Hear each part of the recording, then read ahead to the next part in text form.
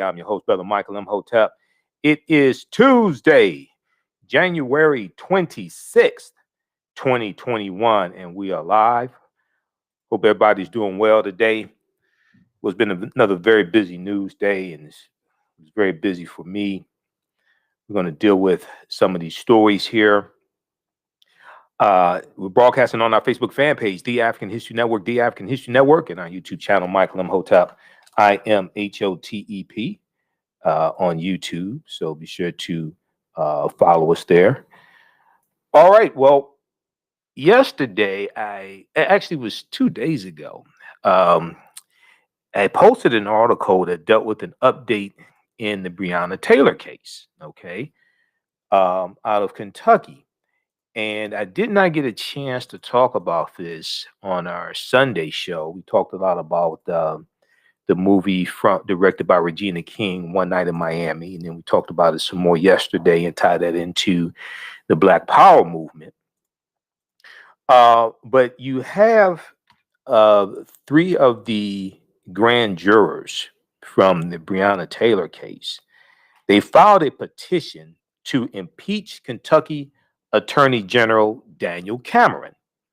Now, we know Kentucky Attorney General Daniel Cameron, who was a protege of Moscow Mitch McConnell, came under fire for not filing charges against the officers involved in killing Breonna Taylor, not filing charges for her death, okay, filing charges against one for shooting into a neighboring residence. Okay, so we're going to talk some about this. It's a very interesting turn of events here. 3 grand jurors in the Breonna Taylor case filed a petition with the state of House of Representatives last Friday, January 22nd, objecting to the conduct of Attorney General Daniel Cameron and calling for his impeachment. And then speaking of impeachment, we saw that you had in the U.S. Senate today, we saw that senators voted to move forward with the impeachment of Donald Trump. And we see that only 5 Republican senators voted to move forward with it. And you have a lot of them coming up with all types of excuses and mental gymnastics and trying to make these constitutional arguments that don't hold water. Most Senate Republicans back measures saying Trump impeachment trial is unconstitutional. No, it's very constitutional. I bet if it was President Barack Obama on trial and he had already left office, you wouldn't have a problem with it. So we'll talk a little bit about that. And then, we've been talking about a number of different executive orders that Joe Biden has signed since he came into office, January 20th, 2021. Okay. And he signed some more today in dealing with about banning private prisons at the federal level and dealing with racial equity, things like that. So we're going to talk about that as well. And this is a continuation of other executive orders he has signed, and it is following, his inaugural address.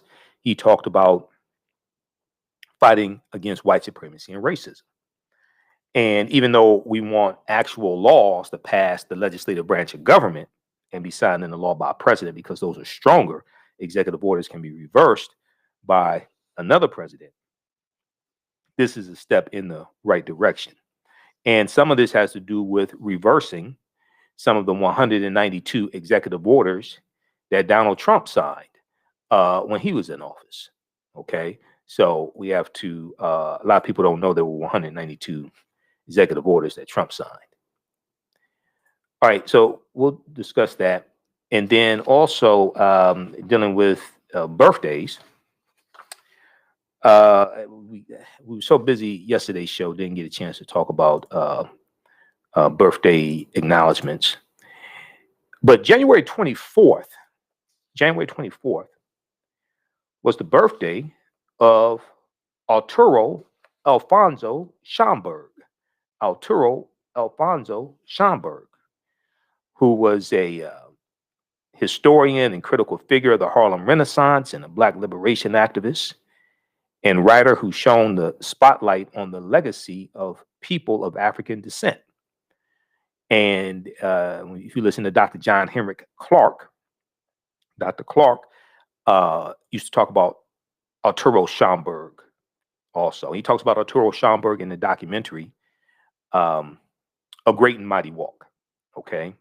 So we'll talk some about Arturo Schomburg. We have some other birthday shout outs as well. Today is also the birth date of Angela Davis. Okay. Civil rights activist and former member of the Black Panther Party for self-defense, Angela Davis. So happy birthday to her. And she's been fighting to abolish privatized prisons as well for years. And today is also the birth date. Now, even though this person passed away February 28th, 1978, this is also the birthday of Zara Cully. Zara Cully. Now, everybody knows Zara Cully, but you may not know her by name. Zara Cully was Mother Jefferson on The Jeffersons. Everybody remembers Zara Cully's Mother Jefferson. Mother Jefferson. Okay, that's my that's my Weezy Jefferson voice. So George. But everybody remembers Zara Cully as Mother Jefferson. So we'll talk a little bit about that. And I remember, I was a little kid when she passed away, and they wrote it into the script that she passed away as well. But she was born January 26, 1892. She was born January 26, 1892. But just to think that you're talking about like 3 decades after slavery ended. Just to think in 1978, I want you to understand this. Frederick Douglass died in 1895. She was born 3 years before Frederick Douglass died. Damn. She was born. When you watch The Jeffersons, if we put this in historical perspective, okay, this is 1892 is before James Weldon Johnson wrote the poem that became Lift Every Voice and Sing, the Black National Anthem. He wrote that in 1899. 1892, that's 4 years before Plessy versus Ferguson, U.S. Supreme Court case that instituted separate and equal, that solidified Jim Crow laws. So just the date that just the year that she was born is a history lesson in itself. Okay.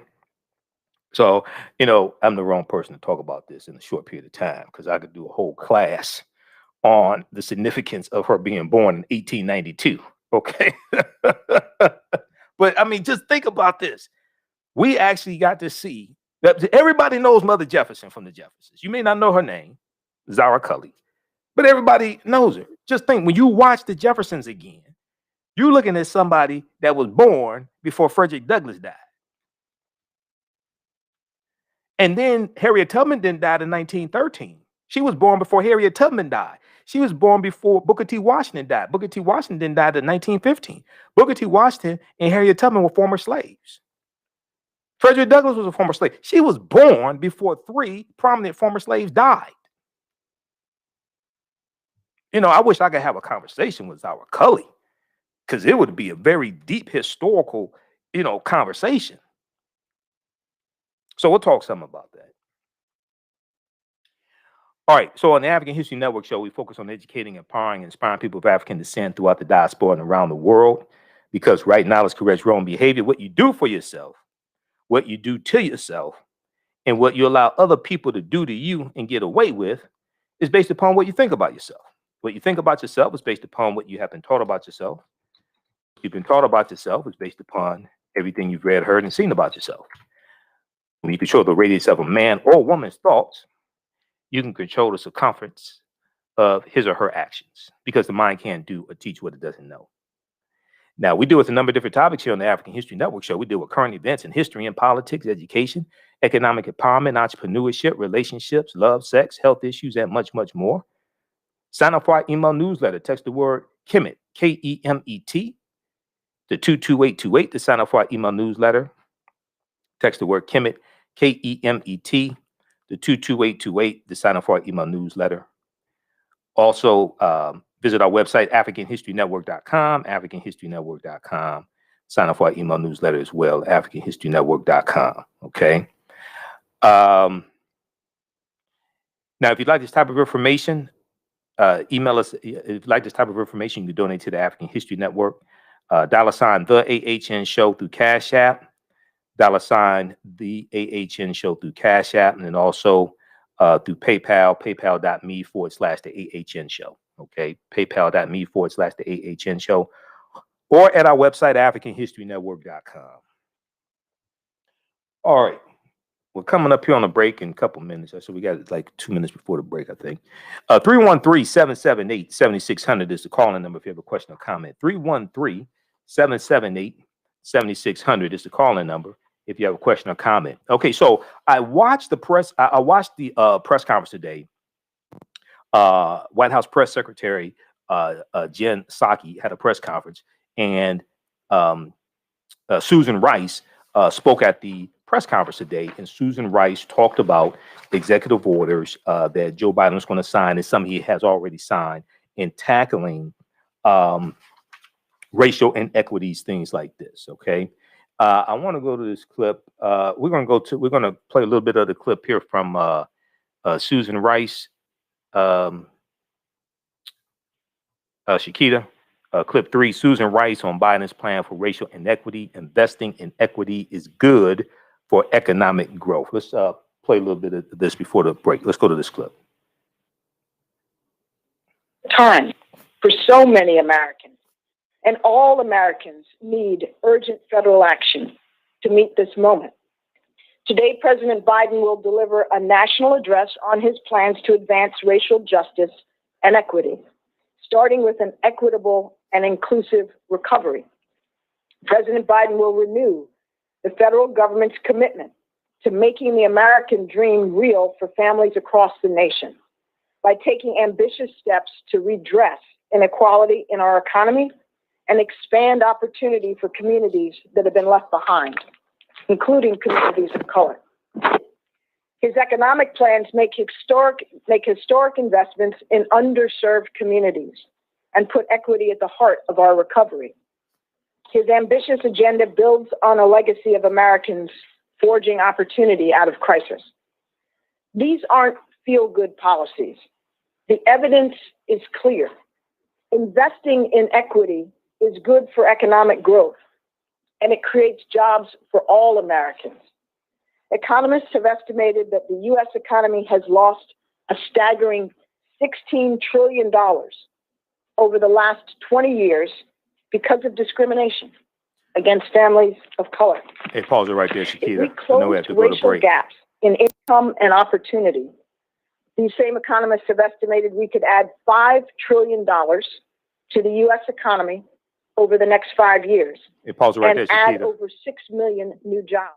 Okay, I know we have to go to break. Now, that ties into the study we've talked about a number of times on this show, including yesterday, that came from September 2020 from Citigroup, that shows how the U.S. has lost $16 trillion. U.S. economy has lost $16 trillion over 20 years from 2000 to 2020 because of racism. We'll deal with this on the other side of the break. Listen to the African History Network show right here on 910 a.m. the Superstation, the Future Radio. I'm Michael Imhotep. We'll be back in a few minutes. All right, stand by, everybody. Stand by. How's everybody doing? Okay. All right. Let me get ready for this next segment here. All right. Stand by. We're on commercial break. We'll be back in 3 minutes. Okay, everybody share this broadcast on social media platforms. Invite your friends to tune in also. How's everybody doing? Okay, we've got Carla. How you doing, Carla? We have here, we've got Portia, TC Cook, Rhonda, Anthony. All right, we're going to post the info here. If you like this type of information, also you could donate to the African History Network as well. Let me get ready for the next segment here. Let me close all these tabs out. Stand by.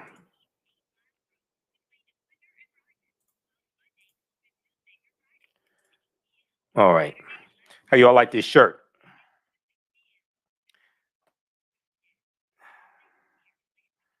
All right.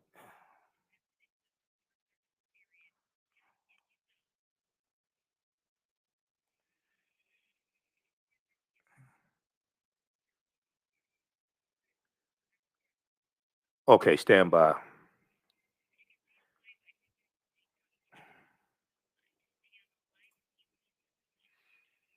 Okay, we'll be back from break in a couple of minutes here.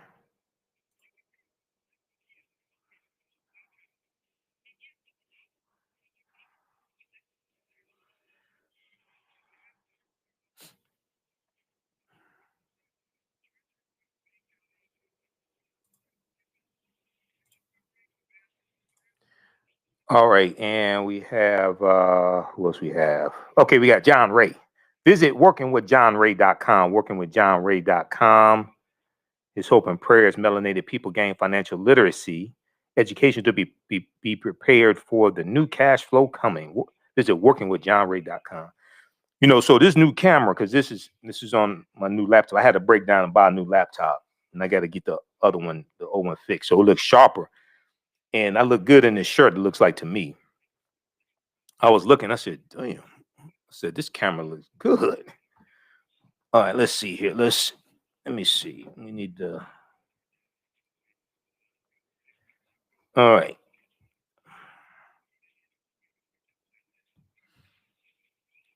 Okay, stand by. We'll be back in just a second here.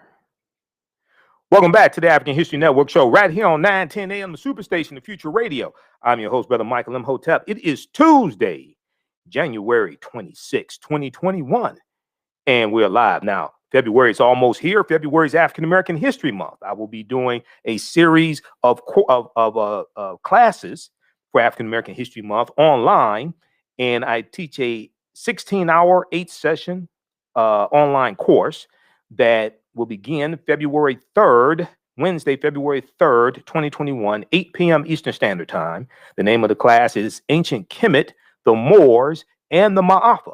Ancient Kemet, the Moors, and the Ma'afa, understanding the transatlantic slave trade, what they didn't teach you in school.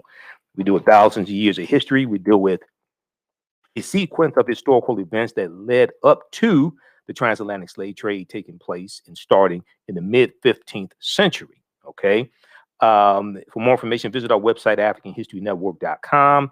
You can also email me. Email me at AHNShow@AfricanHistoryNetwork.com. AHNShow@AfricanHistoryNetwork.com. If you want more information, interested in signing up. You can watch from around the world. It's regularly $130. It's on sale $80. All the episodes we do the classes live, and you can ask questions in the class, the live chat, and then they're archived. The classes are archived, so you can go back and watch them over and over again. Okay, and as soon as you register, we have some bonus content that you can watch. Also, I'm going to post a link here, but you can email me also at AHNShow@AfricanHistoryNetwork.com. Stands for African History Network Show. AHNShow@AfricanHistoryNetwork.com. All right. Right before the break, I was talking about the what took place today in four more executive orders that Joe Biden has signed. It was 30 by this past weekend. 30 executive orders by this past weekend. I want to go back to this clip here. So during the White House press secretary briefing that took place today, and I watch them pretty much every day. If I don't watch them, I listen to them. Susan Rice spoke, and she was talking about these executive orders and tackling racism, racial inequality, etc. I want to go back to this clip here. Let's go back to this clip, Shakita. New job for all Americans. Oh, So building a more hey, do equitable me a favor, economy Shakita. Just is essential do me a if favor. You can Americans are going just to start it compete from the and beginning. thrive. Hey, Shakita, yeah, just start it back from the beginning. That's fine. This deals with Susan Rice on Biden's plan for racial inequality. Urgent federal action to meet this moment. Today, President Biden will deliver a national address on his plans to advance racial justice and equity, starting Okay, I think it's with an equitable and inclusive recovery. President Biden will renew the federal government's commitment to making the American dream real for families across the nation by taking ambitious steps to redress inequality in our economy and expand opportunity for communities that have been left behind, including communities of color. His economic plans make historic investments in underserved communities and put equity at the heart of our recovery. His ambitious agenda builds on a legacy of Americans forging opportunity out of crisis. These aren't feel-good policies. The evidence is clear. Investing in equity is good for economic growth, and it creates jobs for all Americans. Economists have estimated that the U.S. economy has lost a staggering $16 trillion over the last 20 years because of discrimination against families of color. If we closed racial gaps in income and opportunity, these same economists have estimated we could add $5 trillion to the U.S. economy over the next 5 years and add over 6 million new jobs for all Americans. So building a more equitable economy is essential if Americans are going to compete and thrive in the 21st century. We've hit the ground running to embed equity throughout the administration. On day one, the president signed an executive order directing an unprecedented whole-of-government initiative to embed racial equity across federal policies, programs, and institutions. That starts with a review of policies and institutions to redress systemic racism where it exists and to advance equity where we aren't doing enough. Every agency will place equity at the core of their public engagement, their policy design and program delivery, to ensure that government resources are reaching Americans of color and all marginalized communities, rural, urban, disabled, LGBTQ+, religious minorities, and so many others.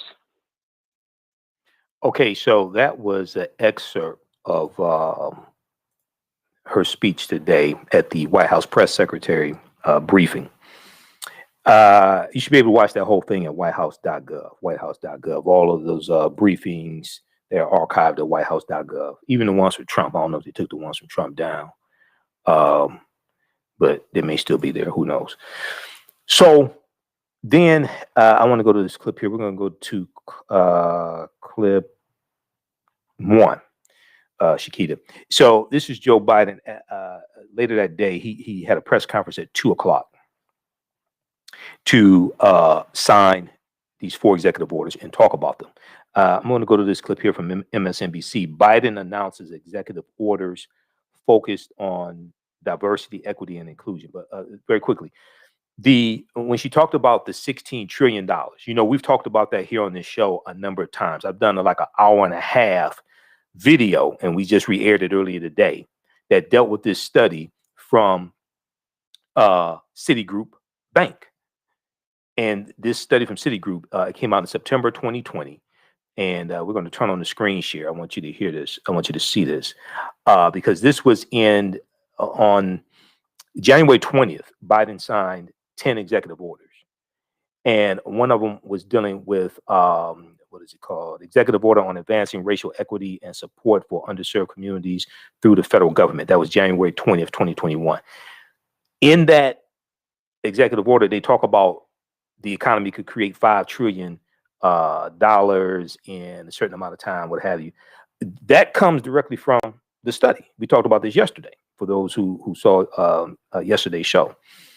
So I want to, let me see, where are we here?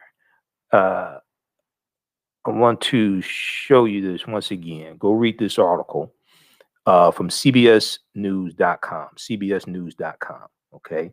This deals with tying the studies into legislation. Even though this is an executive order, okay, it's a start. We want policies to pass the legislative branch of government because those are stronger, but an executive order is a start.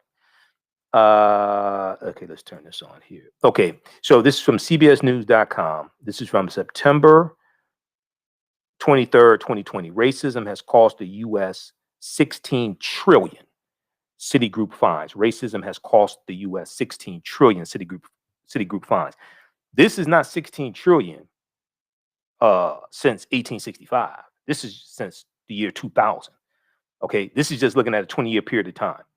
America could have been $16 trillion richer if not for inequities in education, housing, wages, and business investment between African American and white Americans over the past 20 years, new research concludes.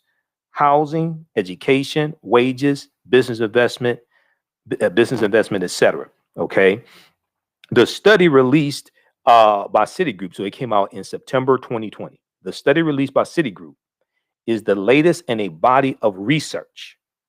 This is not the only study. The latest in a body of research that attempts to quantify the economic impact of systemic racism. So once again, and if you all saw Roland Martin Unfiltered today, you saw F. Lee Francis on Roland Martin Unfiltered. Go back and watch. Oh my! First of all, this is what you got to do: take some Tylenol or Motrin or something like that, because that boy gave me a headache. And I've been on with F. Lee Francis before. He's one of these black conservatives. He works for the Federalist Society, and I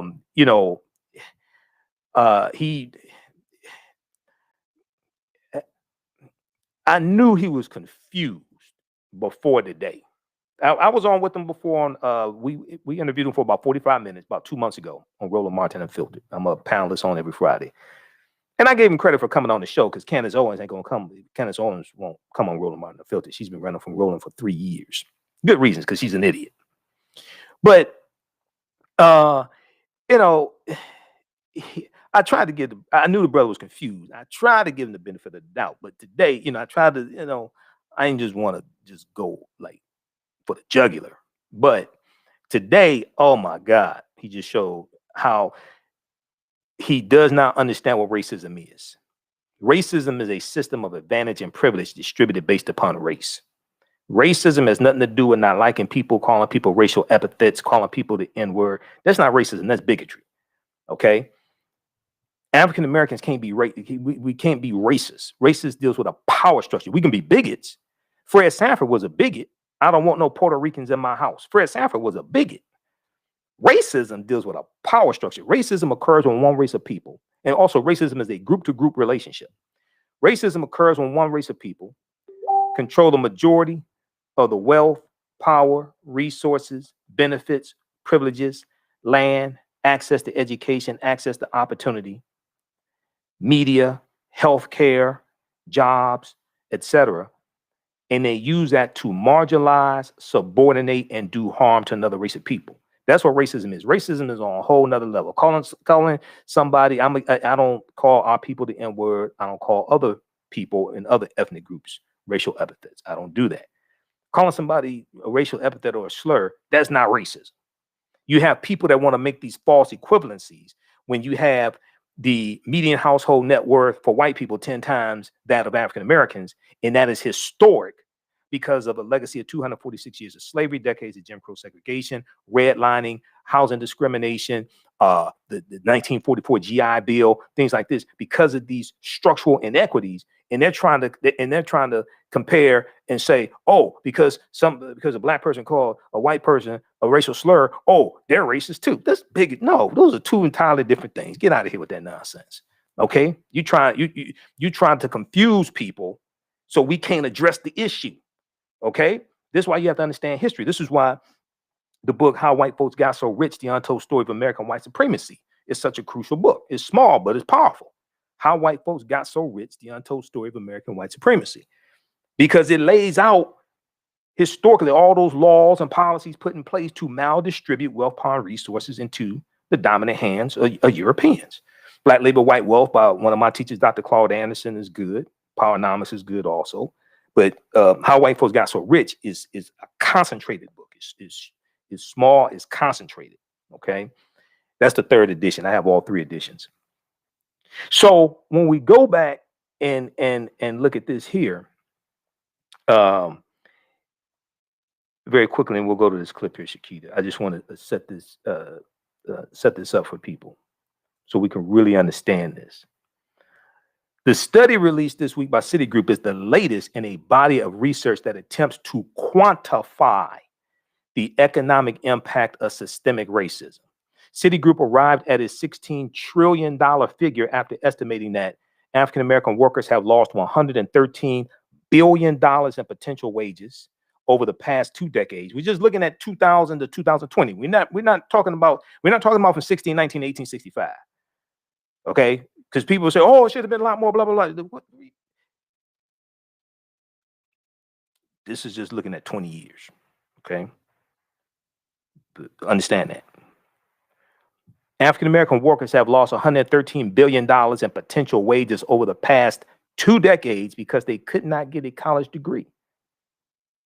Now, that doesn't mean African Americans don't have college degrees. That means that because of structural inequities and obstacles, if those obstacles didn't exist, a lot more of us could have college degrees. The housing market lost $218 billion in sales because African American applicants could not get home loans. This is structural. About $13 trillion in business revenue never flowed into the economy because African American entrepreneurs could not access bank loans. This is structural. Okay. About $13 trillion in business revenue never flowed into the economy. What this is doing, which is different than a lot of other conversations that deal with racism, and some of those conversations are legitimate. What this right here is showing is that racism, even though African Americans are the brunt of it, is directed towards us, is showing how it negatively impacts all of America. So when you do right by Black people, yes, we get the majority of the benefits, but it's going to help everybody when you do right by Black people. When you screw us over, it's going to hurt you too, even though you think that is for your benefit. When you screw us over, it's going to hurt you as well. It just won't hurt you as much. We get the brunt of it. But what this is showing is how racism has negatively impacted America, even though the brunt of it is directed towards African Americans. Because you have some people who want to keep things the way they are because they think it benefits them. Okay? Now, if you're worth, $80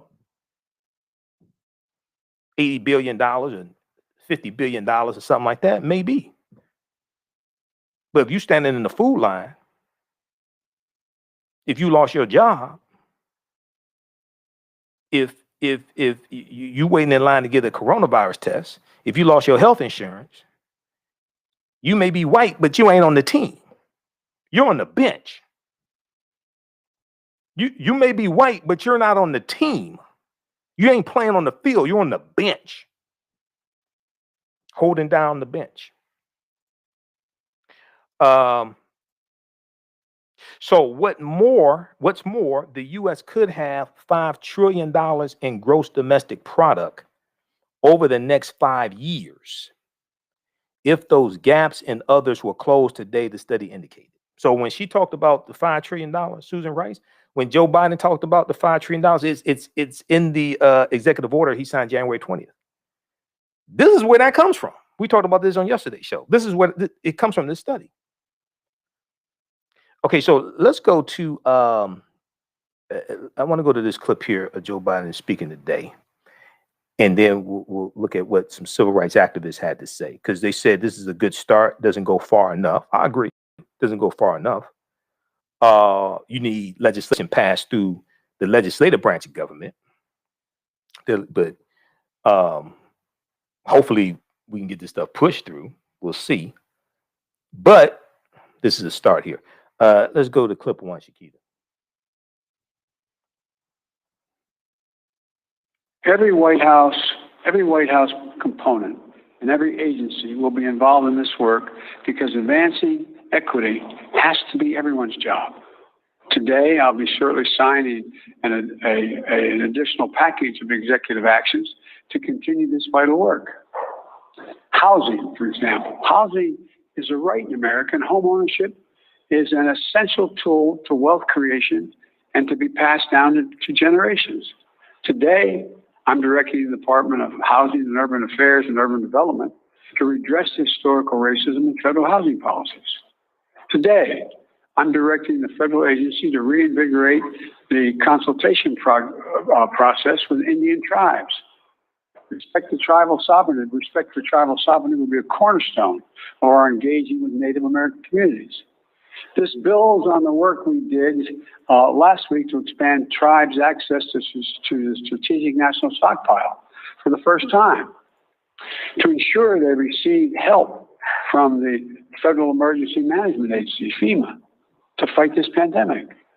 Today, I'm directing federal agencies to combat the resurgence of xenophobia, particularly against Asian Americans and Pacific Islanders that we've seen skyrocket during this pandemic. This is unacceptable, and it's un-American. I've asked the Department of Justice to strengthen this partnership with the Asian American and Pacific Islander community to prevent those hate crimes. I've also asked the Department of Health and Human Services to put out best practices for combating xenophobia and our national response to COVID. Look, in the weeks ahead, I'll be reaffirming the federal government's commitment to diversity, equity, and inclusion and accessibility, building on the work we started in the Obama-Biden administration.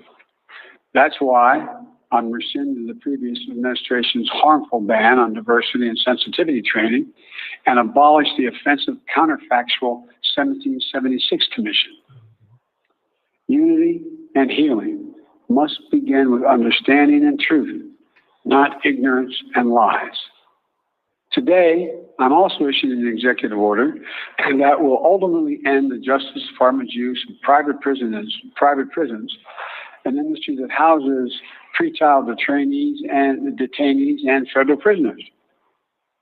The executive order directs the Attorney General to decline to renew contracts with privately operated criminal facilities, a step we started to take at the end of the Obama administration and was reversed under the previous administration.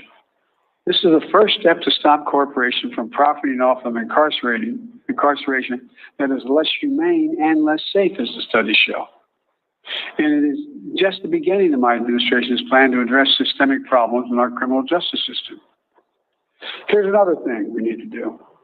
We need to restore and expand the Voting Rights Act, named after our dear friend John Lewis, and continue to fight back against laws that many states are engaged in to suppress the right to vote while expanding access to the ballot box for all eligible voters.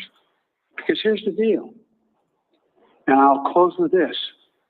I ran for president because I believe we're in a battle for the soul of this nation. And the simple truth is, our soul will be troubled as long as systemic racism is allowed to persist. We can't eliminate it. It's not going to be overnight. We can't eliminate everything, but it's corrosive, it's destructive, and it's costly. It costs every American, not just who felt the sting of racial injustice. We are not just a nation of morally deprived because of systemic racism. We're also less prosperous. We're less successful. We're less secure. So we must change. And I know it's going to take time, but I know we can do it. And I firmly believe the nation is ready to change. But government has to change as well. We need to make equity and justice part of what we do every day. Today, tomorrow, and every day. I'm going to sign these executive actions to continue the work to make real the promise of America for every American. Again, I'm not promising we can end it tomorrow, but I promise you we're going to continue to make progress to eliminate systemic racism, and every branch of the White House and the federal government is going to be part of that effort. Okay, so that was from January 26, 2021 afternoon. Check out that clip from MSNBC. That is, Biden announces executive orders focused on diversity, equity, and inclusion. Okay, Biden announces executive orders focused on diversity, equity, and inclusion. All right. We'll probably talk about this some more tomorrow. I want to go through and read all the executive orders. I've read summaries of them. You can read them at whitehouse.gov, along with the other 30 plus executive orders. I want to go to this article here from Washington Post. Biden signs orders on racial equity and civil rights groups press for more, as they should. Biden signs orders on racial equity and civil rights groups press for more. We're going to go to clip 2 next, Shakita. So cue up clip 2, please. Okay, so Biden signed 4 executive actions Tuesday aimed at increasing racial equity across the nation. A move the administration said was a big early step in his efforts to dismantle systemic racism. Those civil rights groups made it clear they will press for more sweeping change in the months ahead. And there's going to be a number of executive orders. I think it's going to be 10. I think it's going to be about something like 100 in the first 100 days. So there's more coming as well. You can read them all at whitehouse.gov. Check out this article here from the Washington Post from January 26, 2021. Biden signs orders on racial equity and civil rights groups press for more, as they should. I totally agree with that. Now, the measures seek to strengthen anti-discrimination housing policies that were weakened under Donald Trump, halt new Justice Department contracts with private prisons, increase the sovereignty of Native American tribes. This may be a good time for us that have Native American ancestry to reconnect with some Native American tribes. Just throwing that out there. If you do, increase the sovereignty of Native American tribes and combat violence and xenophobia against Asian Americans and Pacific Islanders. Weeks after the departure of a president who blamed the Chinese for the coronavirus pandemic. Now, Biden said the actions were part of an effort to infuse a focus on equity into everything the federal government does. Quote, we're in a battle for the soul of this nation. Okay, you heard that part. And the truth is our soul will be troubled as long as systemic racism is allowed to exist. I'm not promising that we can end it tomorrow, but I promise that we're going to make strides to end systemic racism, and every branch of the White House and the federal government will be part of that. And that's something that Susan Rice talked about in the clip that I played previously.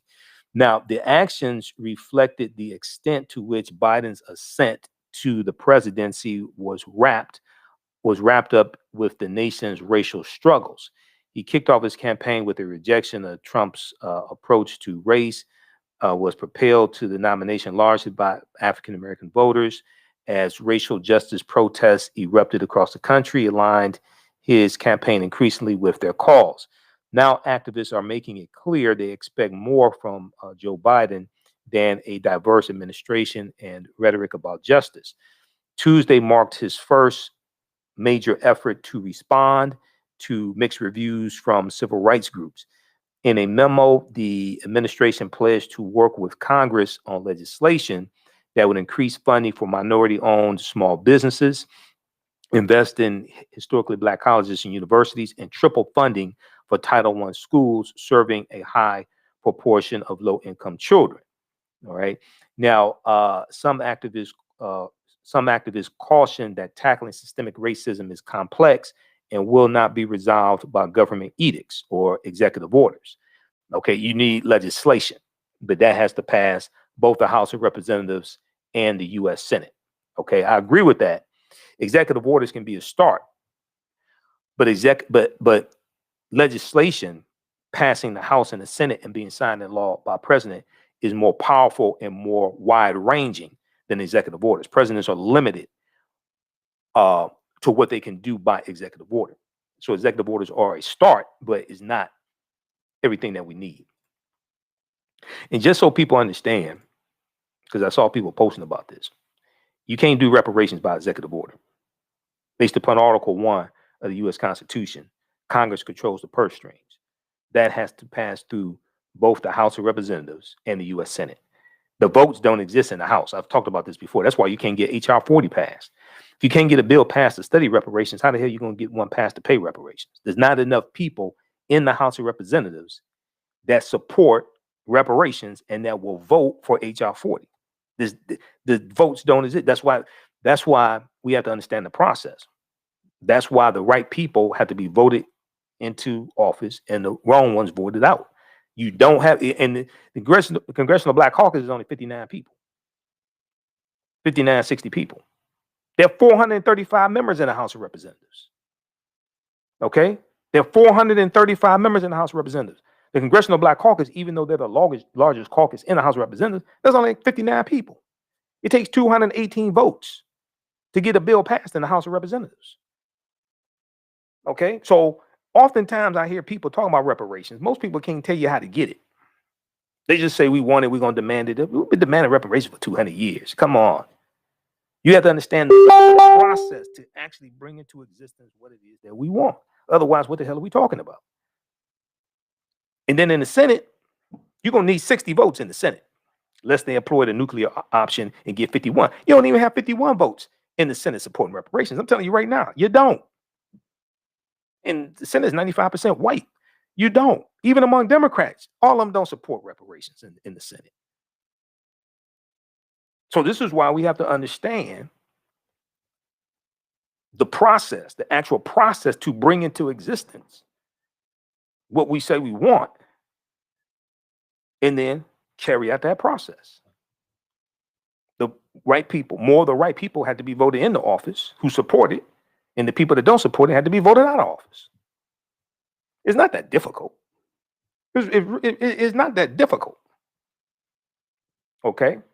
Eric said, even now, all members of the CBC support reparations in various ways. Yeah, because one of the Representative James Clyburn, South Carolina, really doesn't really support reparations. Now, reparations means different things to different people. So for some people, reparations is just a check. I said before, there's no way that the majority of reparations should be in the form of money. I've said that before. And I've been studying history for 28 years. Why? If we all got $1 million a day, white people are having it all back this time next week. If we all got, y'all know I'm telling the truth. If we all got $1 million a day, white people are having it all back this time next week. And you would not have brought about the structural change and address systemic racism and what caused these inequities to take place. Okay? Now, cash payments can be part of an overall reparations package. Ain't no way in the hell that reparations should be 100% in the form of money or the majority of it. You can't go to conferences each year and talk about how African Americans spend 97% of their dollars with people that don't look like us. And we watch documentaries that talk about this, and we read books that talk about this, and then think if we get some money, all of a sudden that those spending patterns are going to change. No, they're not. If anything, they're going to get worse. You know this. Let's not act brand new. So it could be cash payments can be part of overall reparations. So Representative James Clyburn, he's against when one of the things I think he's talking about is, one, reparations being 100% in the form of money. Two, I think, because he's a former history teacher as well, I think one of the things he's talking about is basically it boils down to this. Look, I know these white people in the House, they're not voting for reparations. Now he's for his 10, 20, 30 program, but you have differences that deals with addressing poverty in cities and states that have like a real history of poverty, et cetera. So that will benefit African Americans, but reparations is for some people. People say, look, reparations sounds good. That ain't gonna happen anytime soon. We need to focus on what we can get accomplished now. That's what some people say also. All right. And I understand that as well, because I'm telling you right now, that ain't happening anytime soon. We have to understand the process to really bring that into existence if we actually want to do that. Now, we just want to keep doing videos about reparations. Just keep doing what you're doing, because it's not going anywhere. All right, we're out of time here on 910 AM, the Superstation WFDF. We're going to, those watching on our Facebook fan page, The African History Network, The African History Network, and our YouTube channel, Michael Imhotep, Imhotep. Keep watching. We're going to keep broadcasting for a little while longer. We're out of time here on 910 AM Superstation. Right now, it's correct. Wrong behavior is not over till we win. Wakanda forever. We'll talk to you tomorrow night. Peace. Stand by, everybody. Stand by. We'll talk about Breonna Taylor also. We'll get that in. So somebody, Eric said, Clyburn doesn't support monetary reparations. Yeah. So you have a lot of people. It's the formal reparations that we're talking about. Okay. And that's not going to just giving cash is not going to bring about the systemic change, correct those inequities. That's not going to address that. Okay. The other thing is and not to draw this out, not to make this a long discussion, because I need to finish this topic and then get to this other one and then talk about Arturo Schomburg. When we talk, very briefly, when we talk about reparations, we're talking about repairing the damage. The root word and root concept of reparations means to prepare, to repair the damage that was done. Okay? To repair the damage that was done. Period. Regardless of what it was. Okay. When we talk about reparations for 246 years of slavery, decades of Jim Crow segregation, redlining, etc., it's not just for slavery; it's for the legacy of slavery. This is why we have to really understand what it is that we're talking about. It's not just 246 years of chattel slavery; it's what happened after that. That was the ripple effect. Okay. When we talk about repairing the damage that was done, to repair means to restore you back to a state prior to the damage being done. Understanding that, then we have to analyze who African people were and what we had before the damage was done. This is why just addressing this as cash payments doesn't address that. You have to understand these were African people put into a condition. These weren't slaves put into a condition. These weren't people who were ignorant, who had nothing put into a condition. No, these were African people who had our names, our history, our spiritual systems, our language, our cosmology. Cosmology deals with understanding the universe as an orderly system, which comes from your culture. Our cosmogony deals with understanding the origins of the universe based upon your culture. We had our folklores, we had our mores, we had skill sets, whether it was metallurgy, whether we were scientists, whether we were doing agriculture. We had our family ties, some of us on land, etc. You have to understand who African people were and what we had before the damage was done. We're largely dealing with a people, African Americans, we're largely dealing with a people who have been taught to hate themselves, who've been stripped of our names, our history, our culture, our spiritual systems. We have been taught to see reality through the eyes of Europeans, through a European cultural paradigm. Just giving cash to a mentally brain damaged people who've been taught to hate themselves don't address the damage that was done. Just giving cash payments to a mentally damaged people who've largely been taught to hate themselves and been stripped of their history, culture, spiritual systems, language, their names, that really does not address the damage that was done. That's why we have to look at this comprehensively.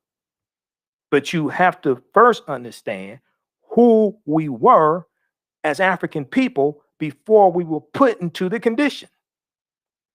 If you just think of us as slaves, you're not understanding the whole context here. You're not understanding what actually happened. All right. So if so hopefully y'all understand all that. Okay. So let's continue here. How's everybody doing? We didn't even have any phone calls tonight. You know, this hour goes by so quickly. And be quite honest with you, I was like really, really tired before I came on the air. And as soon as the on air light went on, boom, I was gone. Okay. I was like, I was on 10. Okay. All right. So let's do this. I want to go to this clip. I got to cue it up because we're not on 910 a.m. Superstation WFDF anymore. But you all understand what I'm saying, right? This is a whole different conversation. I'm a historian. Okay. When you talk to people who are historians, you talk to people who are African centered, especially, and see, my teacher's been fighting for reparations for decades. All right. When you, Professor James Small, Dr. Leonard Jeffries, people like that, when you talk to people like that, their understanding of this is much deeper. Okay, so I want to go to this clip here. This is this was from The Beat with Ari Melber. January 26, 2021. He's talking about Biden signing an executive order to end privatized prisons. This is at the federal level, not the state level. Okay, a president does not have authority to end privatized prisons at the state level because of the 10th Amendment and states' rights. Once again, this goes back to the U.S. Constitution. All right, after prison beating, Biden says U.S. must end private prison business. Okay, after prison beating, Biden says U.S. must end private prison business. The stock price of Core Civic and Geo Group dropped today. I think they said Geo Group dropped 8% today, and Core Civic dropped 6%. These are two of the largest owner operators of privatized prisons in the country. And they have contracts with the federal government for privatized prisons. Now, in August of 2016, the last year, President Obama, the Obama Justice Department said they were not going to renew contracts for privatized prisons. Okay, at the federal level. The day that statement came out, the stock price for Geo Group and Core Civic took a big hit. Geo Group and Core Civic backed Donald Trump in the 2016 presidential election. And they donated almost $600,000 to Donald Trump's presidential campaign. When Trump gets in office in February 2017, his first attorney general, Jeff Sessions, reverses that initiative from the Obama administration to end privatized prisons. Privatized prisons were losing money under the Obama administration because the U.S. prison population dropped to its lowest point in 20 years in December 2015. So they were losing money. So they backed Trump. Okay, let's go to this clip here.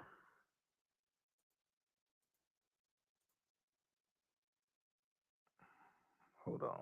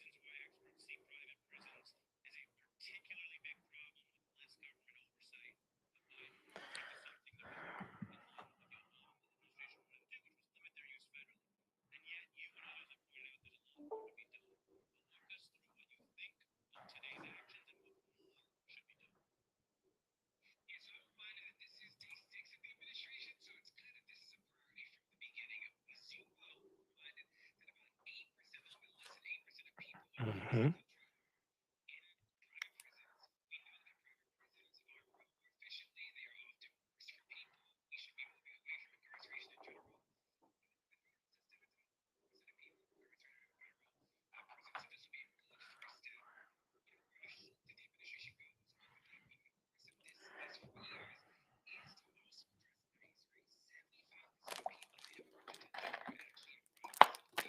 Mm-hmm.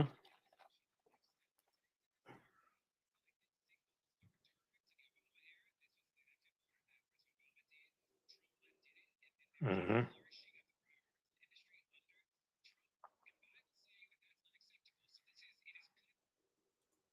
Okay. Turning to So check out that clip from The Beat with Ari Melber from January 26, 2021. We'll post a link here. Yeah, and this is something that I said back during the 2016 campaign because I was listening to Trump. Trump supported privatized prisons, and he was financed by privatized prison companies. Even though he said he was going to self-finance his campaign, he didn't self-finance his campaign. So check this out here. All right, let's continue here. So if we go back to the article from Washington Post, Biden signs orders on racial equality and civil rights groups press for more, which is true. They should press for more. I totally agree with that. So it goes on to say now activists are making it clear they expect more from Biden than a diverse administration and rhetoric about justice. Tuesday marked his first major effort to respond to mixed reviews from civil rights groups. We talked about, okay, Melanie Campbell. Some activists cautioned that tackling systemic racism is complex and will not be solved by government edicts, okay, or executive orders. You need legislation. Melanie Campbell, who heads the Black Women's Roundtable, a group of Black female activists, said that she was buoyed by Joe Biden's that Joe Biden took decisive steps on equity, especially related to housing discrimination. Less than a week into his term, but that more work needs to be done. That more work needs to be done. That's true. I totally agree with that. She said, we plan to engage this administration and to engage Congress. Black people didn't just help the Biden-Harris ticket win for our health. I'm not waiting on announcements. I'm engaging. Maybe we'll give them a week or two to settle in, but we're not sitting around waiting. Okay. You got to deal with Congress. You got to deal with the House of Representatives and the Senate. You got to get these bills passed through the House and the Senate so Biden can sign them into law. Biden spoke Tuesday in unusually blunt terms, decrying white supremacy and systemic racism and saying the nation must change its entire approach to racial equity. Quote, it's time to act because that's what faith and morality call us to do, he said. It's what the core values of this nation call us to do, end quote. Now, some people would, I think when people talk about the core values of this nation, I think they talk about the highest aspirations of this nation. I don't think they're talking about the history, because the history of this nation is segregation, Jim Crow, domestic terrorism, a lot of the history. So I think they're talking about the highest aspirations of this nation, what the potential this nation can become, not like what it has been. My analysis of history tells me that. The moment carried echoes of Lyndon B. Johnson, who assumed the presidency amid another period of racial turmoil, said Ravi Perry, R-A-V-I, Ravi Perry, chairman of the political science department at Howard University. The 1963 March on Washington and other civil rights protests led to the 1964 Civil Rights Act and laid the groundwork for the 1965 Voting Rights Act and the 1968 Fair Housing Act, Perry said. President Lyndon Johnson spoke out on the need to eradicate racism, delivered a commencement address at Howard University, and famously declared, "We shall overcome," to a joint session of Congress. But the landmark civil rights laws were passed because a president decided to make racial justice a substantive legislative domestic priority. He leaned on Congress to push those two bills through. He leaned on Congress to push those two bills through. And after the Civil Rights Act of '60, because there was a filibuster taking place in the U.S. Senate around the Civil Rights Act of '64. What pushed the Civil Rights Act of '64 over the top was June 21st, 1964, when Goodman, Schwerner, and Cheney were killed, the three civil rights workers in Philadelphia, Mississippi. That's what really pushed it over the top and got it to pass the Senate and be signed into law by President Johnson in July of 1964. When they're pushing for the Voting Rights Act of '65, he told the activists, Dr. King and others, John Lewis, he told them, "Look, I used up a lot of political capital last year to get this bill pushed through, the Civil Rights Act." He said, I can't go back to them. I can't go back to the Congress, and especially the Senate, and try to push through a voting rights bill. Okay. So one of the things they did was dramatize the need for it, for the Civil Rights Act. And you have things like the Selma to Montgomery March, okay, to dramatize the fight for the, not necessarily the right to vote, because it was the 15th Amendment of 1870, but they say the right to vote is not correctly accurate, but it's removing the obstacles to being able to vote. That's what the Voting Rights Act of '65 was doing, and then expanded it for African American women. The saying that the Voting Rights Act gave the right to vote is tricky when you really understand this, because one, nowhere in the U.S. Constitution does it explicitly give anyone the right to vote. One, two, the 15th Amendment of 1870 guaranteed the right to vote, or guaranteed being able to vote, but that only applied to African American men. But nowhere in the Constitution does it explicitly give anyone the right to vote. And because of the 10th Amendment, states do have a lot of control over access to the polls and who can vote. But the Voting Rights Act, made it illegal to put obstacles in the way of people being able to vote. Okay, if you go to history.com, just make a long story short, because I have two other topics to get to. If you go to history.com, official website of the History Channel, or you can either go to house.gov or senate.gov, and you can read the Civil Rights Act there as well. Okay, you can read the Civil Rights Act there also. All right. So what's important to understand is that we talked about this last week when we dealt with the Kernel Commission report.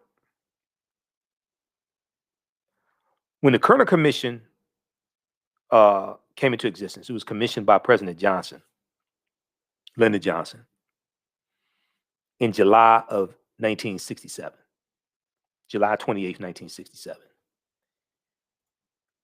And it was designed to study the rebellions that were taking place, the uprisings all across the country from '64 to '67. The rebellions in Detroit, because the Detroit rebellion had just ended the day before, July 27th. To study them and find out why they took place, what could be done to prevent it from happening, what they were about, why they took place, things like this. What could be done to prevent it from happening in the future? So it was made up of 11 people, including Senator Ed Brooks, okay, African American Republican. And they dealt with the role that racism plays, structural inequities, etc. And they made recommendations. They said that there need to be investments into the into these urban communities, these African American communities, basically. There need to be investments to address poverty, unemployment, underemployment, etc. Let me just show you this quickly, just to put this in perspective here. Put this in historical perspective. And this hits on what a lot of the activists today are talking about.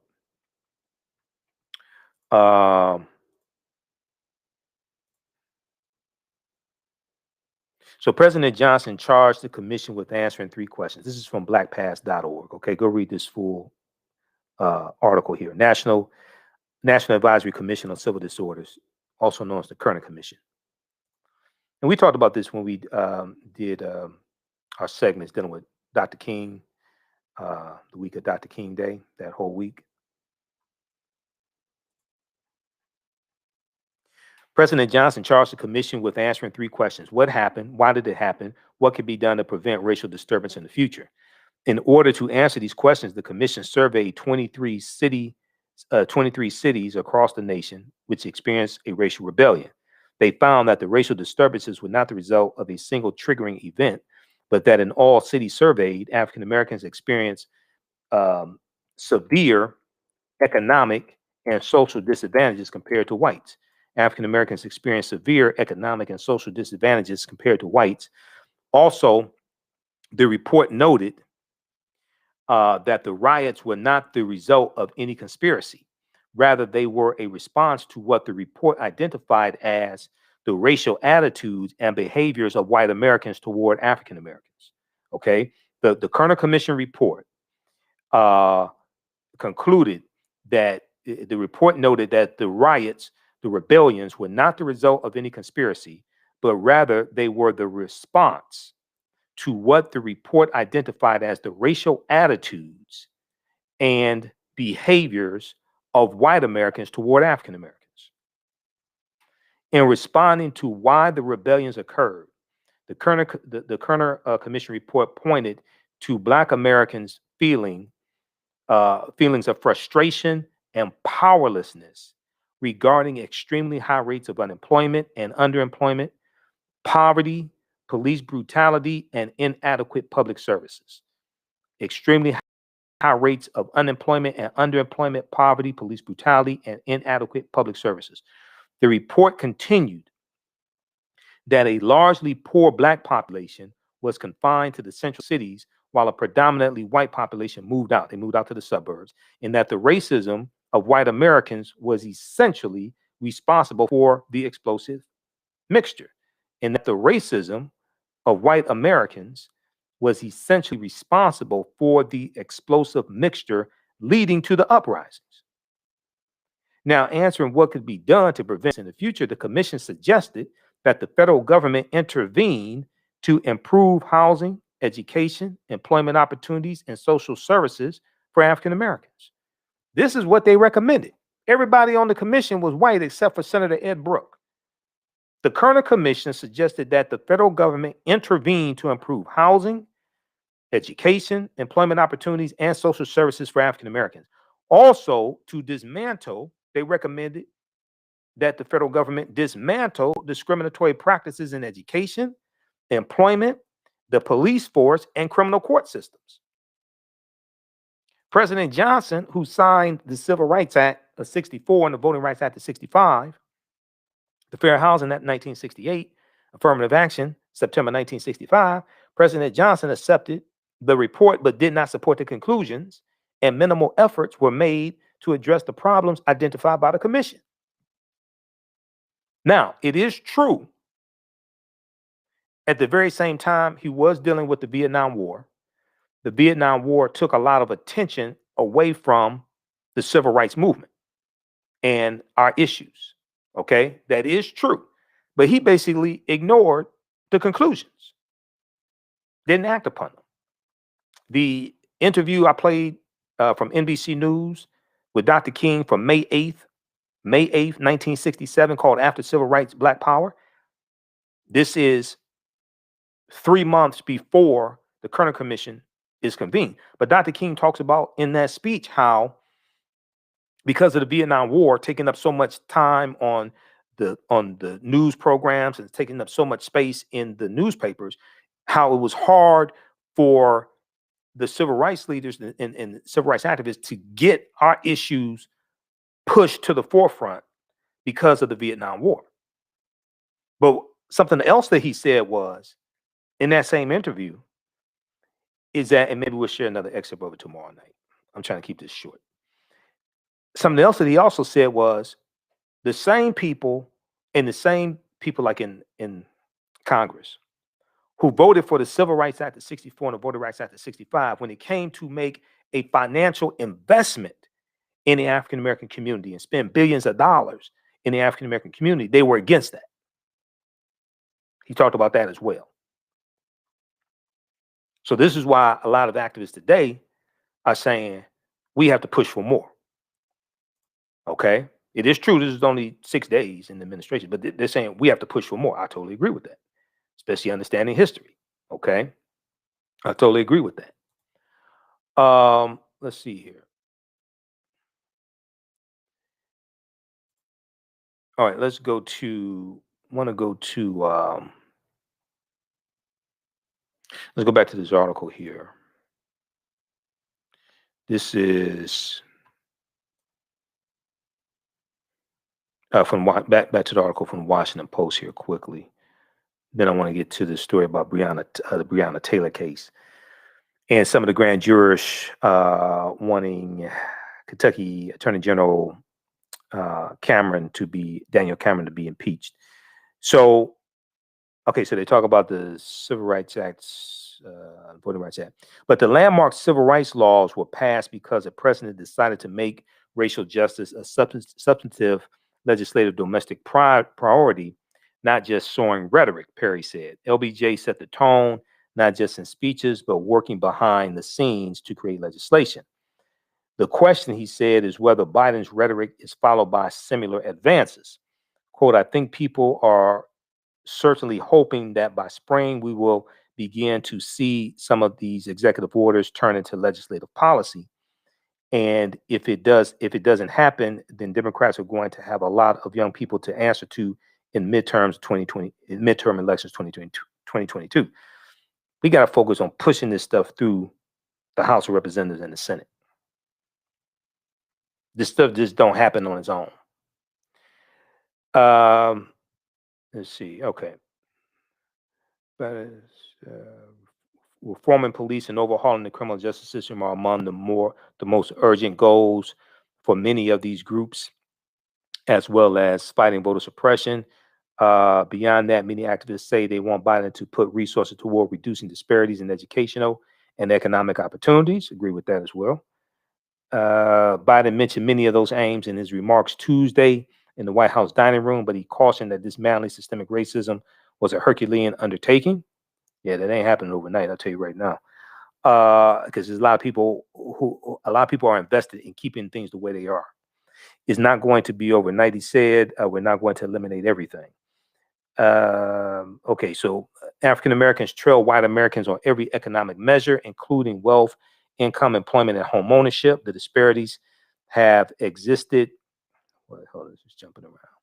The disparities have existed for decades, even when comparing workers with similar education levels. That's true.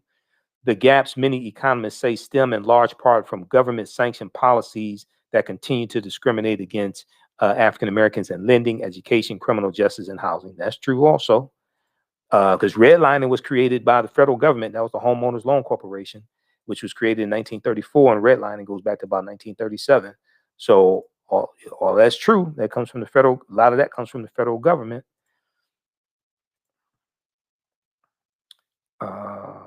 Let's see here. The disparities have existed for decades, even when comparing workers with similar education levels. The gaps, many economists say, stem in large part from government-sanctioned policies that continue to discriminate against Black people in lending, education, criminal justice, and housing. Fair housing advocates characterize Biden's early step as the minimum necessary to combat systemic racial disparities. Lisa Rice, president and chief executive of the National Fair Housing Alliance, said civil rights groups have laid out a detailed timeline for the actions they expect the administration to take to, quote, make the executive orders come to fruition. All right. All right. So check out the rest of this. Also, this is from, read the rest of this article. There's a number of them today. NBC News has one. This is a more extensive one here. Biden signs orders on racial equity and civil rights groups press for more. All right. So check that out from the Washington Post. We'll post the link here. Now I'm going to go and I want to go and read all of these. I read some summaries of them. I want to go and read some of the other ones, previous ones I've read. I haven't had time to read these today. I want to go read these. The one dealing with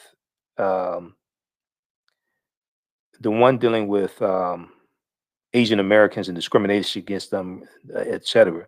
Understand that. Now, I want to go see if the previous executive orders dealt with. I know they dealt with systemic racism and things like that. I'm not sure if they dealt with hate crimes. I want to see if any of them dealt with pertaining to hate crimes for African Americans, anything like that. Because my thing is, okay, if the previous executive orders you did, and maybe there's one coming, don't know. If the previous executive orders that you did, the 30 plus, did not address it specifically for African Americans dealing with hate crimes, things like this, like it did for Asian Americans, then you should be able to have one for African Americans, for Black Americans. That's my thinking. So I want to investigate that also. Executive order on advancing racial equity and support. So yeah, I want to check that out. That's my thinking. That's my line of thinking. So I think I think I'm correct in what I'm saying. I want to go back through and read through those executive orders, make sure I'm not missing something. Especially the ones for today, because the ones today, I haven't had a chance to read them at whitehouse.gov. I've read summaries of them. Okay. So we'll try to do that either Wednesday show or Thursday show. All right, let's continue here. All right, Breonna Taylor. Let's go to this because I got to get the hell out of here. So I saw this story on actually January 22nd, and I posted an article about it on the 23rd. Breonna Taylor grand jurors filed a petition to impeach Kentucky Attorney General Daniel Cameron. So 3 grand jurors in the Breonna Taylor case filed a petition with the state House of Representatives Friday objecting to the conduct of Attorney General Daniel Cameron and calling for his impeachment. A press release indicated the attorney for 3 of the grand jurors in the Taylor case signed on to the petition on their behalf in order to protect their identities. The petition also alleges Kentucky Attorney General Daniel Cameron breached public trust and failed to comply with his duties by misrepresenting the findings of the grand jury in the Taylor case. Quote, the grand jurors did not choose this battle, said Kevin Glogauer, the attorney for the 3 grand jurors. Quote, this battle chose them. These are randomly selected citizens who were compelled to sit on a grand jury and were terribly misused by the most powerful law enforcement official in Kentucky. It is truly a testament to the Kentucky Constitution that they are able to be here today and expose injustice and demand public accountability. I am honored and humbled to serve them. Now, spokespersons for Kentucky Attorney General Daniel Cameron did not immediately reply to requests for a comment on the petition. And I'm looking here, this article was updated January 22nd. Apparently they haven't responded since then. At least they haven't updated the article. Usually USA Today is good about updating articles with when there's a response or something like that. So yeah, okay. Glogauer told the Courier Journal, part of the US Today network, that he wasn't sure a supermajority of Republican legislators in Frankfort, Kentucky would give the case the deference it deserves, but to continue to talk about the case, review how it was handled, and hold people accountable is important. Now, Cameron was special prosecutor in the Taylor case, investigating her fatal shooting. We all know about that. By Louisville, Kentucky police officers entering her house on a search warrant in March. Okay, this is March 13th, 2020. The grand jury indicted one of the three officers involved for firing bullets into the apartment of Taylor's neighbor. In the petition and verified affidavit submitted to the House, the petitioners state that at his September 23rd press conference announcing the grand jury decision, Kentucky Attorney General David Cameron, quote, said his office presented all of the information and walked the grand jury through every homicide offense before the grand jury came to its conclusion. Now we've heard some from the at least two of the people on the grand jury previously. Okay, we've heard from them before. All right, and more information comes out dealing with wrongdoing, dealing with this jury case. Okay, dealing with dealing with this grand jury. It didn't go to a regular trial. Dealing with the grand jury. All right. So let me turn on the screen share here. So in the petition and verified affidavit submitted to the House, the petitioners state that his September 23rd press conference announcing the grand jury decision, Cameron, quote, said his office presented all of the information and walked the grand jury through every homicide offense before the grand jury came to its conclusion. All right, let's turn the screen share on.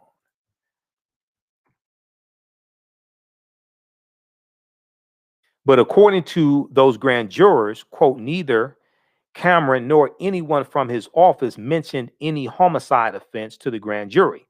Not only were homicide offenses presented as alleged, no charges or any kind were presented to the grand jury other than the 3 wanton endangerment charges against Detective Hankinson.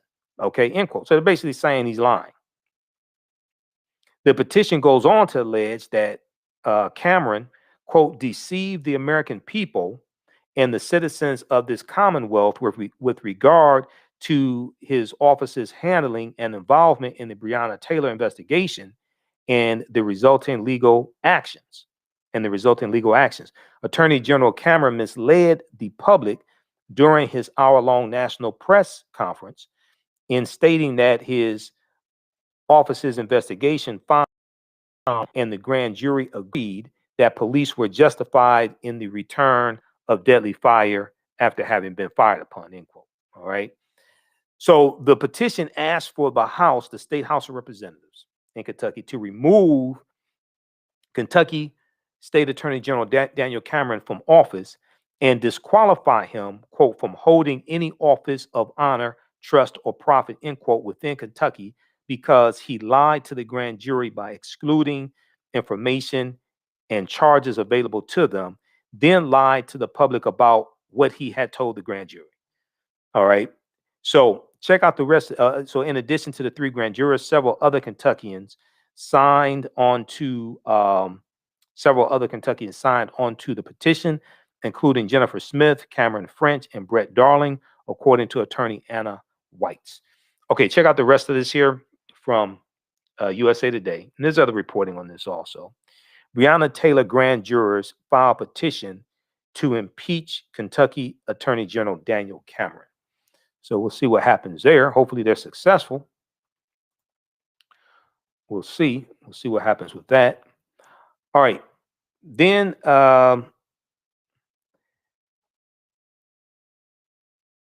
then I want to go to this last story here. Arturo Schomburg. Okay, his birthday was January 24th, and we didn't get a chance to talk about it here on the show. Significant historical figure. Blackpast.org has a good article on Arturo Schomburg. There's one also from AtlantaBlackStar.com. We posted one from the New Amsterdam News. For the sake of time, because we're way over time. Well, let's look at this one here from blackpast.org. And he was a Harlem Renaissance figure. He was a historian, Puerto Rican ancestry also. If you like this type of information as well, you can donate to the African History Network, $ the AHN Show through Cash App, $ the AHN Show through Cash App, then also through PayPal, paypal.me/the AHN Show, paypal.me/the AHN Show, then also through our website, AfricanHistoryNetwork.com. Being that we're 6 days a week instead of 1 day a week, we were doing Sundays, 9 p.m. to 11 p.m. for 4 years. Now we're on 6 days a week. That really helps us to keep doing the research, keep staying on the air, keep broadcasting. Okay, Cameron is a member of the squad. What squad are you referring to? I'm not sure which squad you're referring to.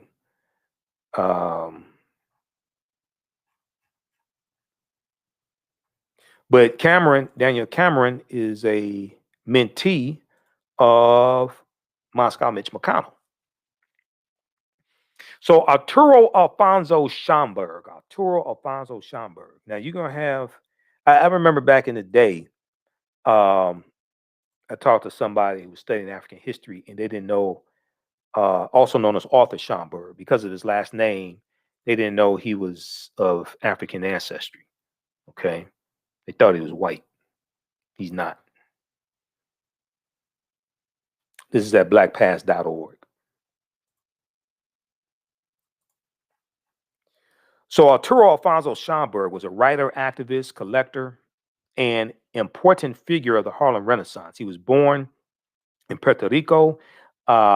His mother, a black woman, was originally from St. Croix, Danish Virgin Islands, now the U.S. Virgin Islands, St. Croix. It's interesting history there. And his father was a Puerto Rican of German ancestry. Okay, Schomburg migrated to New York City. Okay, so he's biracial, but people hear the name Schomburg and they just think, oh, he's white. No, he has an interesting, background. Schomburg migrated to New York City, New York in 1891. So that's the year before Zara Cully was born. Mother Jefferson. That's the year before she was born. Very active in the liberation movements of Puerto Rico and Cuba, he founded Las Dos Antillas, a cultural and political group that worked for the island's independence, the island of Puerto Rico. After the island of Puerto Rico and Cuba. After the collapse of the Cuban revolutionary struggle and the cession of Puerto Rico to the U.S., Arturo Schomburg, disillusioned, turned his attention to the African American community.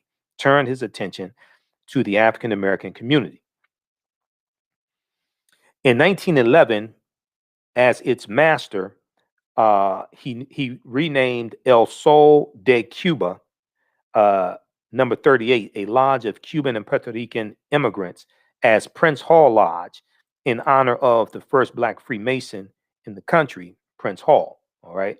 Now, Freemasonry has its origins in the teachings coming out of ancient Kemet, ancient Egypt. And when you read Egypt on the Potomac, by Tony Browder, he deals with this.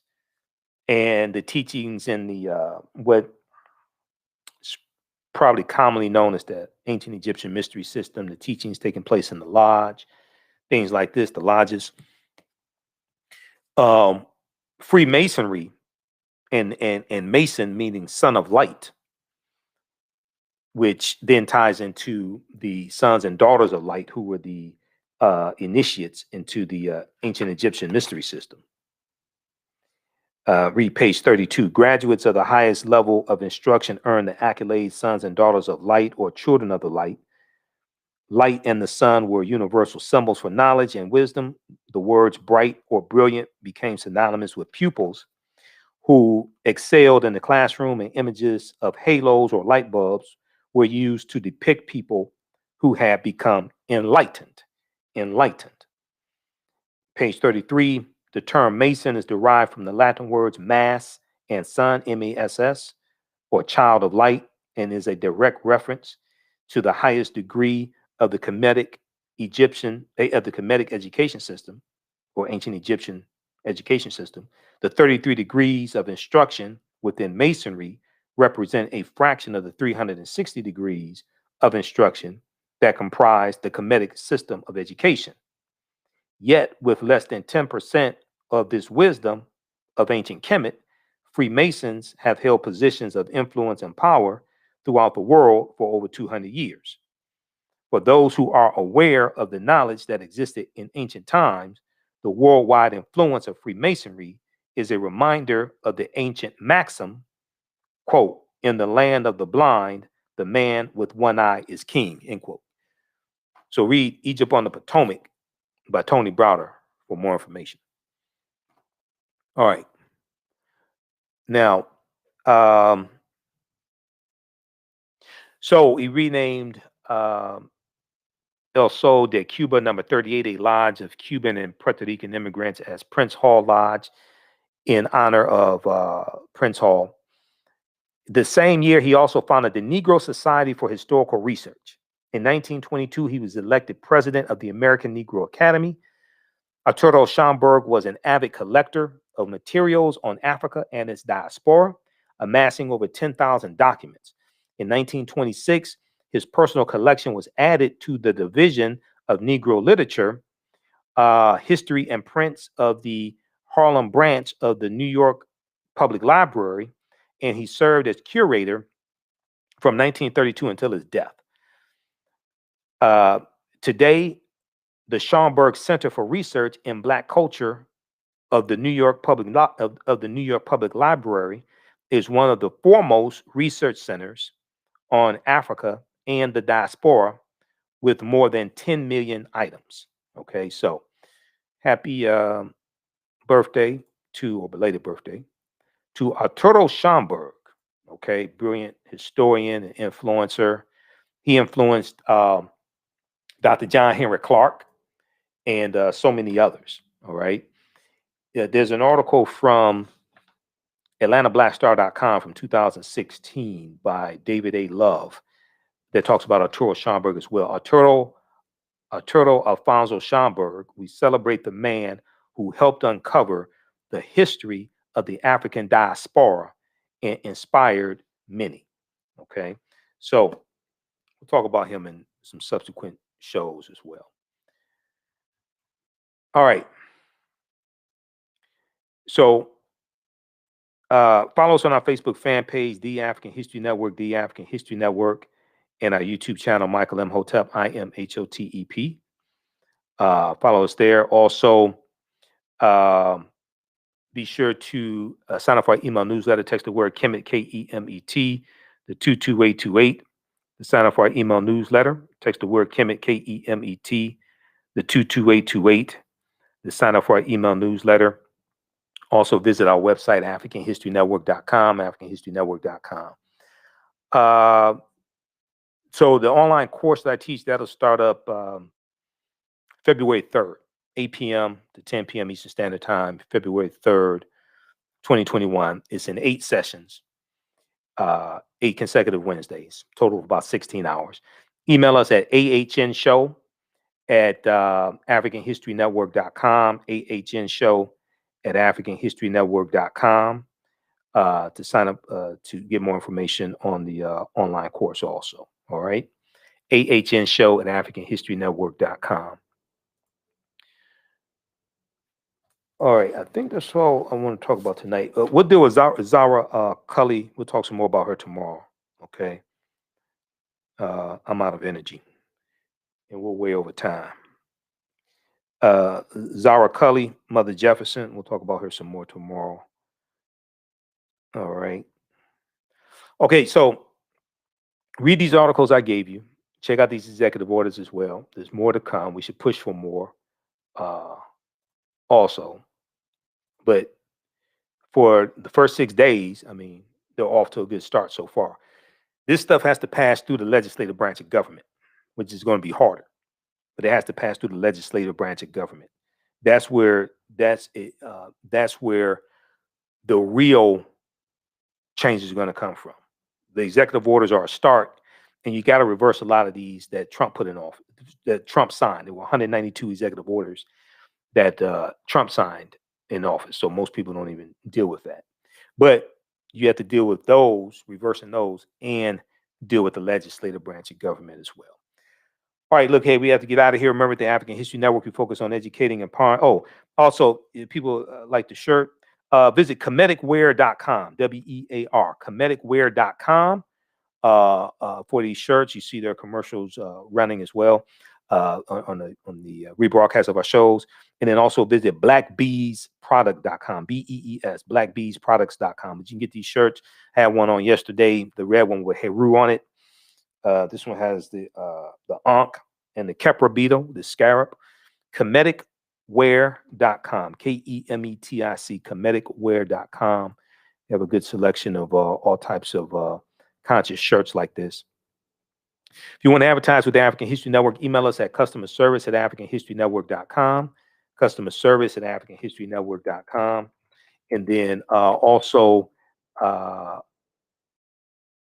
you can also email us at TheAHNShow@africanhistorynetwork.com as well.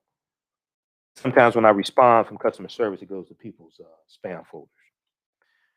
All right, look, we have to get out of here. Remember, at the African History Network, we focus on educating, empowering, and inspiring people of African descent throughout the diaspora and around the world. Because right now, it's correct wrong behavior. It's not over till we win. Wakanda forever. We'll talk to you all tomorrow. Peace.